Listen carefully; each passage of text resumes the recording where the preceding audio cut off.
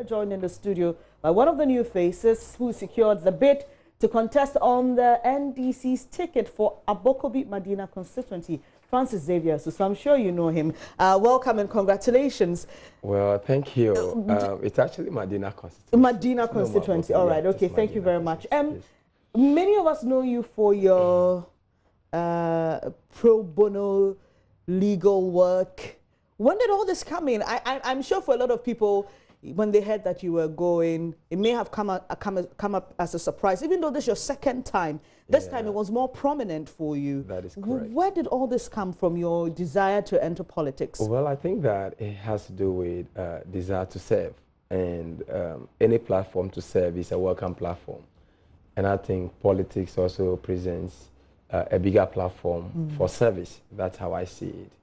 And it's always been there somehow. I mean, right through my elementary school days, through the junior high, through the senior high school, when I became senior boys prefect, and then becoming SRC president for Greater Accra Zone 5. At Legon, I remember aspiring for the SRC presidency. I lost, but that's fine. It's part of the game. I recall that back in the law school at the faculty, I ran for the law student president, and I lost that one also. That was cool. In Makola, I aspired to be the leader of the law students in Makola, and I lost that one also.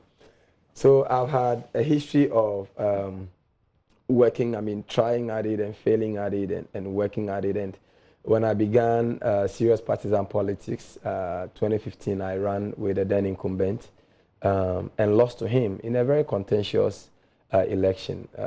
However, I still went ahead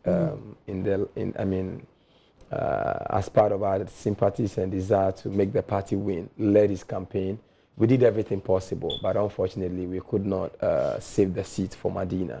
And God has presented yet another opportunity for us to annex that seat for the NDC. And I think it's beautiful, and it's just because I have this innate desire to serve. You've outlined a number of losses in your pursuit to lead. You haven't won the seat though, but this is one step to being in Parliament. How does it make you feel? Well, it makes me feel good. It makes me believe more in the dream that I've always had. I believe that service is the ultimate for every humanity, and we must all position ourselves in whichever way or wherever we find ourselves to serve people. This one makes me feel all things are possible through hard work, by the support of God, by vigilance and persistency and consistency. You would be able to reach your dream and your destination. And I believe it's a first step. I have no doubt whatsoever that come 2020, under my leadership and my candidature, we will be able to win back that seat for the NDC, because I believe that I still have a message that every citizen of Madina or every Ghanaian living in Madina would accept and will relate to. Let me come to the demographics of Madina. It's quite an interesting constituency. That is true. If the NPP decide to put up the MP who is there, Mr. Boniface Sadiq. That is correct. You come against someone who is perceived to have strong support from the large Muslim or Islam population there. How would you respond to those who say that's going to be a huge challenge for you? Well, I completely disagree with them. Back in Madina, I think most of the work I have done in Madina began in Zungu, and my acceptance comes more from Zungu. When we did our pre-election polls by ourselves, I had about 72% of the vote in the Madina Zungu, and I would not be surprised that a lot of them turned out to vote for me. And way back in 2015, I had lots of votes from that area too, because I have Center for Poverty Alleviation beginning in Zungu Junction. I had Zungu Development Platform, which was a project I was using to reach out to a lot of Zungu youth and all that. And going into the main election, a person that cuts across. I'm an Neve by birth, but married to an Akan, and I was raised by a Gan Shima na Zamazungu, Kagana, Najia was also say. So somebody who cut across all the political divide. Ke Athena Africa campaign, Game Amelake Susue Kewoyo, Namelake Gamashikon Gamano, ni Game Kagbe Mofemo Mejiwo, Bona. That would definitely fail. And besides, when you look at the 2010 population census, the evidence is out there. I mean, it's not supported by statistics.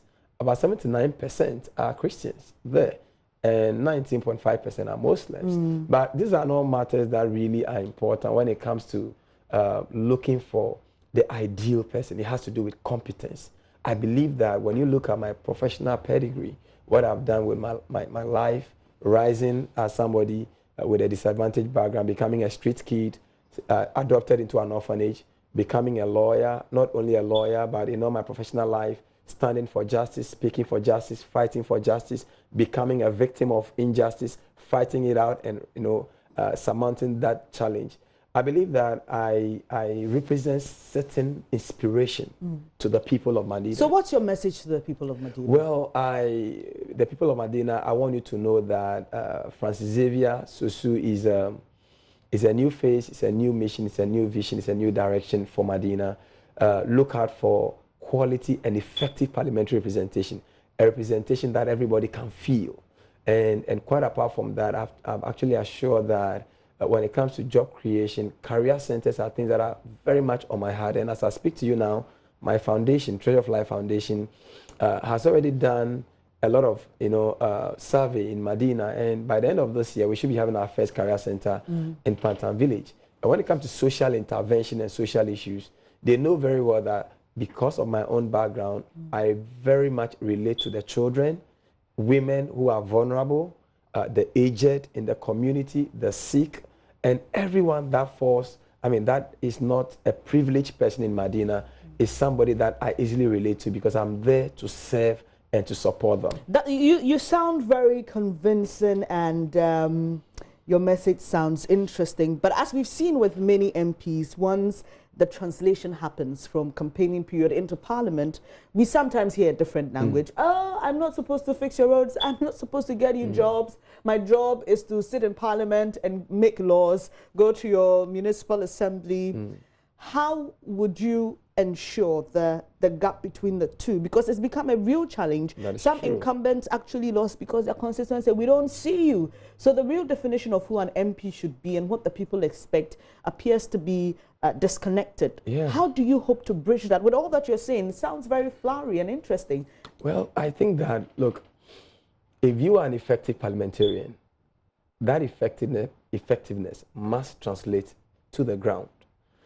People on the ground must feel they are parliamentarian, they are member of parliament. In other words, you should be able, in the first place, to decentralize that power that has been given to you as a parliamentarian. And that is why I have said that I am going to have... But there's already a decentralized system. That's why you have district chief executives. Not necessarily. So what do you mean when you say the MP should decentralize his power? So when I say you should decentralize your power, I'm talking about decentralizing that power or sharing that power in such a way that every single thing will not be dependent on the member of parliament. For example, people are saying they don't see their member of parliament, not because they don't see the beautiful face or the handsome face that the MP has. What it means is that when they are in need, they don't see interventions coming from the member of parliament. That is exactly what they mean. But I remember there was a report, was it by the CDD? And I can't remember off the top of my head, but one of the concerns was about attending funerals, so there is that aspect of wanting to see you physically. No, not necessarily. According to that research. Yeah, but not necessarily. There is that desire, but not necessarily. For example, if there's a funeral, and by virtue of the decentralization in every electoral area, for example, your ward coordinators have running offices, which are working. Everyone will be willing and ready at one point or the other to represent you. And if they were to represent you and make the donation and say, well, our member of parliament asked that we bring this donation, that is what the people are looking for. They want the gap bridged, you see. But where we have a funeral, well, MP is not there, nobody comes to show love, or somebody is sick. Look, when we began this campaign, we tested that and it worked. There were many times that you will hear that, oh, somebody is ill, the person is at the hospital. By all means, we will be there.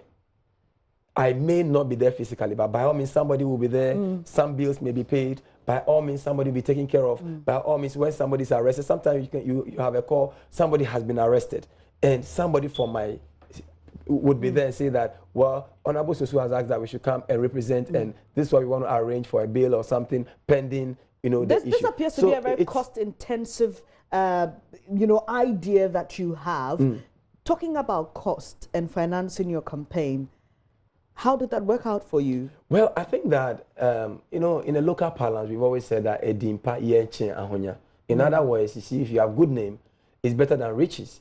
You know, your good name is actually a hard currency that will come to your aid. Did you have any sponsors? Well, I had many people, many individuals that came my way. For example, as soon as I paid for my nomination fee, which was 25,000, within 24 hours, a philanthropist walked into my office and said, I am refunding the money you used to pay for, you know, your nomination. Apart from that, I had a donation of about 6,000 textbooks from a philanthropist that said that, look, we want you to distribute these textbooks, you know, across the constituency. And what did I do? I gave it to the ward coordinators that look for people who may need them, so you can give it to them. And quite apart from that, there were individuals, people came my way and donated, to the extent that there were friends, lawyer friends of mine, who would say that, so I just want to be part of those who supported, and know that I have a big money for you, and some sent as low as 100 Ghana, and yet it kept coming. You know, there were people who consistently believed in the dream, and they kept supporting the dream. So I believe that once, you know, your vision is clear, your mission is clear, your direction is clear, and people relate to that mission and vision, they'll be willing to contribute to make it happen. And these people who supported you, what were they expecting in return? Well, nothing. You sure? Oh, yes. When you become MP, you'll find them knocking at your doors? Well, I don't discount the fact that they may knock at my doors, which is a very normal thing. However, you know, these are supports that are completely unconditional support. And for me, it is because when they see a good candidate, if they see a good product, they can relate. They believe that, look, this is a young man who has shown and demonstrated over the years that he desires to serve. So let's help him to serve his people. And you think sharing of the textbooks doesn't amount to vote buying? Won't convince them in any way? I mean, delegates cannot use, that's about SHS. None of the delegates is in SHS. But their child. Oh, child. No, not necessarily. Right. Thank you very much for your time. The pleasure Lawyer is mine. I love to be Xavier here. Sosu. He is the NDC's parliamentary candidate-elect for the Madina constituency, and we've been having a conversation with him.